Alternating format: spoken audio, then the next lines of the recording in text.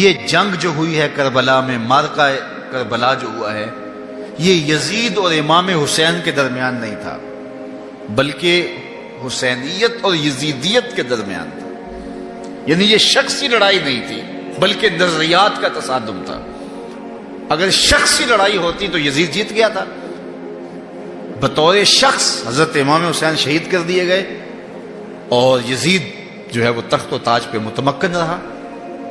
تو اگر یہ شخصی لڑائی قرار دیں تو یزید جیت گیا اور امام حسین ہار گئے، یہ شخصی اگر لڑائی قرار دیں۔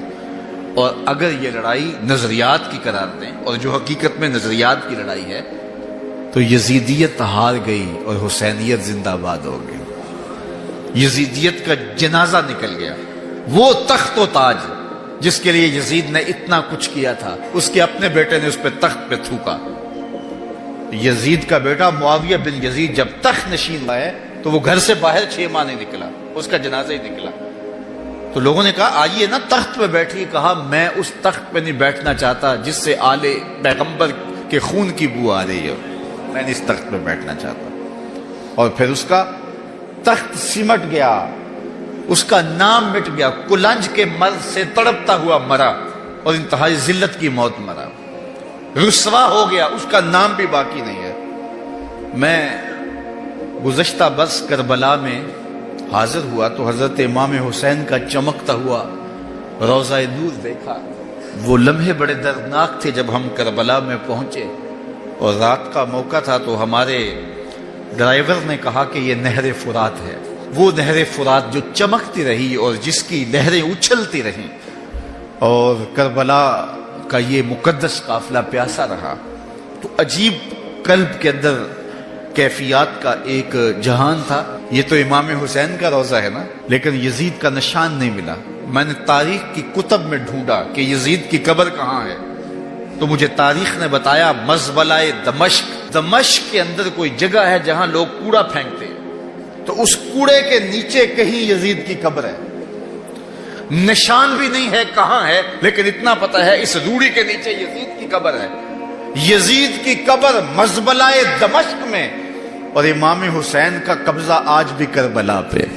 تو یزید کا نام مٹ گیا، اس کا تشخص مٹ گیا، امام حسین کا نام بھی باقی، آپ کا ذکر کی باقی، اور آپ کے تذکروں کی خوشبو بھی باقی۔ تو یہ شخصی لڑائی نہیں تھی۔ میں نے اس دن عرض کیا تھا کہ طلحہ بن عدی بن حاتم نے 30,000 لوگ پشت پہ کھڑے ہونے کی بات کی تھی، لیکن امام نے اس پیشکش کو ٹھکرا دیا تھا، اس لیے کہ آپ حق اور باطل کی راہیں اجالنا چاہتے تھے، اور وہ انہوں نے اجال لی۔ حضرت امام حسین کی شہادت کے بعد بھی یہ جنگیں جاری رہی۔ مالک اشتر کی قیادت میں مختار سقفی کی فوجیں ابن زیاد کی فوجوں کے مقابلے میں فرات کے کنارے لڑ رہی تھی۔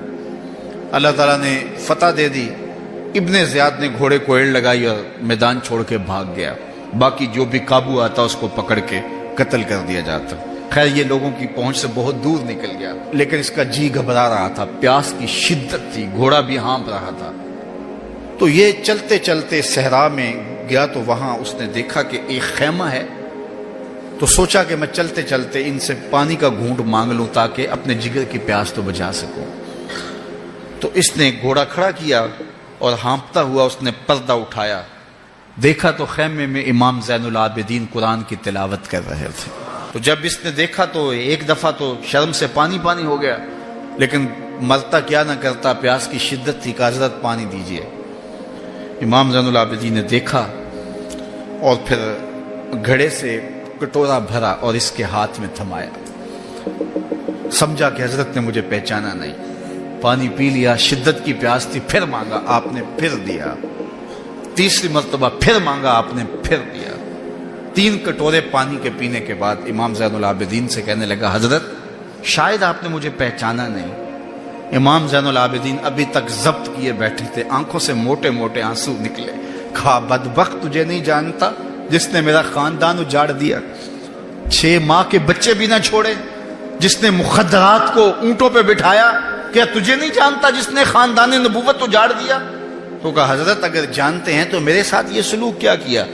کہا ایک دن ہم مہمان بن کے تمہارے گھر آئے تھے، جو تم نے کیا وہ تمہارے خاندان کی ریت تھی، آج مہمان بن کے ہمارے دروازے پہ تم کھڑے ہو، جو ہم کر رہے ہیں ہمارے خاندان کی ریت ہے۔ تو یہ شخصی لڑائی نہیں تھی، یہ نظریات کا تصادم تھا۔ تو امام حسین رضی اللہ تعالیٰ عنہ جو چاہتے تھے وہ ہوا، حق اور باطل کی سرحدیں بالکل واضح ہو گئیں، نہ یزید کا وہ ستم رہا، نہ زیاد کی رہی وہ جفا، رہا تو نام حسین جسے زندہ رکھتی ہے کربلا۔